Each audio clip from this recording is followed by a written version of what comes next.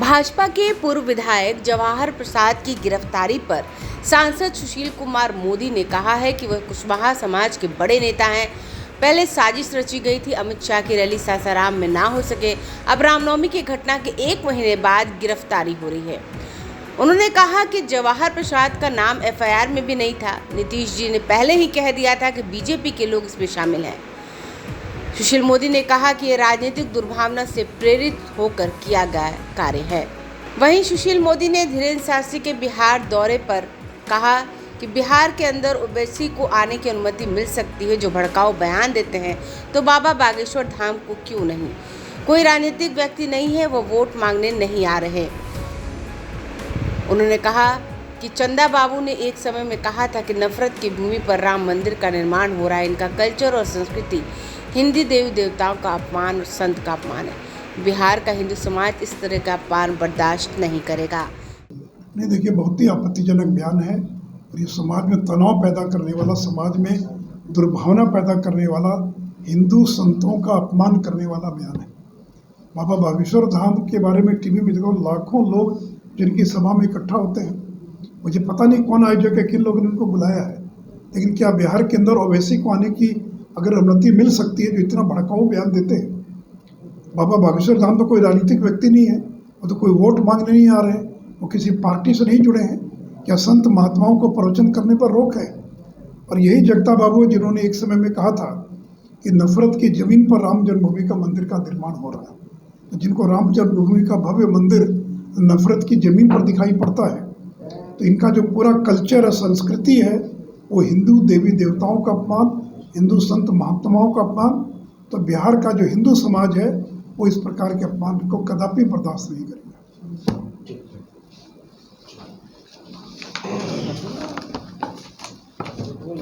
हमने रिहाई की मांग अवश्य की थी, लेकिन ये नहीं कहा था कि जो कारा हस्तक है, जो पुलिस मैन, जो जेल मैनुअल है, उसकी उस धारा में संशोधन कर दीजिए जिस धारा के तहत बिहार के लाखों सरकारी कर्मचारियों को सुरक्षा कवच मिला हुआ था। उसमें संशोधन की मांग हमने नहीं की थी।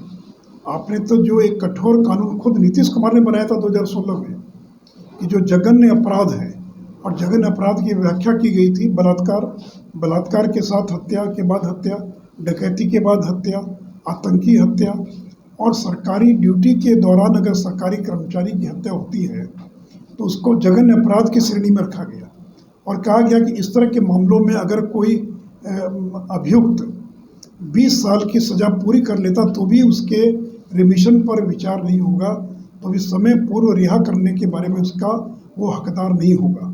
आपने इतना कठोर कानून बनाया और 7 साल के बाद आप उस कानून में संशोधन करके जो लाखों सरकारी कर्मचारी हैं उनको जो एक सुरक्षा की तलवार लटकी हुई थी, उस सुरक्षा का वजह आपने हटा लिया। अब तो जो सरकारी कर्मचारी भयभीत होंगे, भय के साए में जिएंगे। कोई पुलिसकर्मी जाता है छापा मारने के लिए, अपराधी हमला करते हैं, उस दौरान अगर उसकी मौत हो जाए, उसकी हत्या हो जाए, तो वो जो सुरक्षा कवच मिला हुआ था वो सुरक्षा कवच आपने हटा दिया। आप करेंगे खास और आम दोनों को बराबर कर दिया। इतना हास्यास्पद और बचकाना बयान। क्या सरकारी कर्मचारी और आम आदमी बराबर है? एक सरकारी कर्मचारी को हर वर्ष अपनी संपत्ति का ब्यौरा देना पड़ता है। क्या एक आम आदमी को ब्यौरा देना पड़ता है? अगर कोई सरकारी पदाधिकारी पर भ्रष्टाचार से जुड़ा कोई मामला है तो प्रिवेंशन ऑफ करप्शन एक्ट में मुकदमा शुरू करने के पहले उसके वरीय अधिकारी से अनुमति लेनी पड़ती है। लेकिन सामान्य आदमी के बारे में कोई इस प्रकार का प्रावधान है क्या? आईपीसी का पूरा एक अध्याय सरकारी अधिकारियों को किस तरह से सुरक्षा प्रदान की जाए उससे जुड़ा एक पूरा अध्याय है। 353 सरकारी कार्य में बाधा पैदा करने के आरोप में रोज बिहार में कहीं ना कहीं लोग गिरफ्तार किए जाते हैं। कि वीडियो के चैम्बर में 4 लोग घुस गए, हंगामा किया, नारा लगाया, 353 में मुकदमा दर्ज हो जाता है और जेल भेज दिए जाते हैं। तो इसलिए ये कहना गलत होगा। इसलिए हमने मांग जरूर की थी, लेकिन ये नहीं कहा था कि अब जेल मैनुअल में इतना व्यापक संशोधन करके और किसी एक व्यक्ति को रिहा कर देंगे। सर, लेकिन वो बता रहे हैं कि ये कानून बिहार के अलावा किसी अन्य प्रदेश में था ही नहीं। तो इसका मतलब यहाँ क्यों था ये कानून?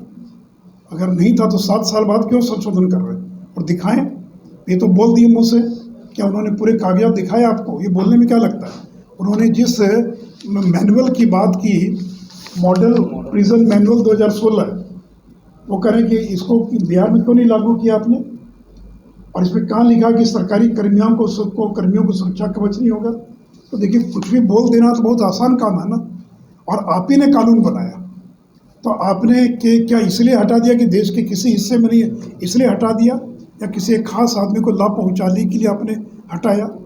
तो देखिए, ये तो अच्छा कानून बनाया था, ये नीतीश कुमार का कानून बनाया हुआ है, और 7 साल के बाद एक पंक्ति हटा लेते।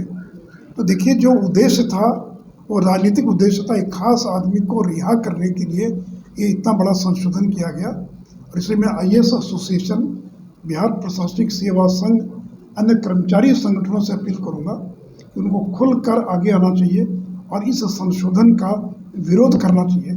तो सवाल केवल आनंद मोहन का नहीं है। कल कोई पुलिसकर्मी अगर छापा मारने जाता है और उसकी हत्या हो जाए, तो वो जो उसको सुरक्षा मिली हुई थी, तो आपने तो उसकी ज़िंदगी को खतरे में डाल दिया। इसलिए इस प्रकार के संशोधन के बाद अगर आप रिहाई करते तो हमारी इस पर घोर आपत्ति है। सर, सासाराम में जो दंगे हुए सामने आ रही है, और नीतीश कुमार ने कहा है कि कोई भी दोषी होंगे उन पर कार्रवाई होगी और उनकी गिरफ्तारी होगी। अरे भाई, 1 महीने के बाद आप गिरफ्तार कर रहे हैं, और जवाहर प्रसाद तो नॉन पब्लिक फिगर है, 5 बार के MLA हैं, कुशवाहा समाज के बड़े नेता हैं। तो पहले तो आपने साजिश रची कि अमित शाह की रैली सासाराम में न हो सके, जो कि कुशवाहा सम्राट अशोक थे, उनके सम्मान में वहाँ कार्यक्रम होने वाला था। तो साजिश रची राजद जदयू के लोगों ने कि रैली ना हो सके, और अब रामनवमी के घटना के बाद 1 महीने के बाद गिरफ्तार कर रहे हैं। उनका नाम FIR में क्यों नहीं था? FIR दर्ज किया, दर्जनों FIR दर्ज हुई, कहीं उनका नाम था, आज आप गिरफ्तार कर रहे हैं। तो जो लोग जुलूस में शामिल थे, तो पत्थर क्या जुलूस वालों ने चलाया? क्या रामनवमी के जुलूस में जो राम भक्त शामिल थे उन्होंने अपने ऊपर खुद पत्थर चलवा लिया? खुद उन्हीं लोगों ने बम विस्फोट किया। कौन थे बम विस्फोट करने वाले? कौन थे जिन लोगों ने हफ्ता पूर्व छतों पर ईंट पत्थर इकट्ठा कर रखा था? कौन लोग थे जिन लोगों ने राम भक्तों पर पत्थर फेंकने का काम किया? तो उल्टे जिन लोगों ने पत्थर फेंका, जिन्होंने बम विस्फोट किया, उनके बजाय उन लोगों को आप गिरफ्तार कर रहे हैं। तो नीतीश जी ने तो 20 दिन पहले ही कह दिया था कि बीजेपी के लोग इसमें शामिल है, और उसी को प्रमाणित करने के लिए वो बीजेपी के लोगों को गिरफ्तार कर रहे हैं। ये राजनीतिक दुर्भावना से प्रेरित होकर ये लिया गया निर्णय है। बागेश्वर गोवा को लेकर राजद की तरफ से कई नेताओं की प्रतिक्रिया रही। तेज प्रताप, अगर आपने अभी तक हमारे चैनल को सब्सक्राइब नहीं किया है तो हमारे चैनल को जल्द से जल्द सब्सक्राइब करें, लाइक करें, शेयर करें और कमेंट करें। क्या आप पत्रकारिता के क्षेत्र में अपना कैरियर बनाना चाहते हैं? तो आज ही royal Ashoka institute of mass communication and journalism में अपनी जगह सुनिश्चित करें।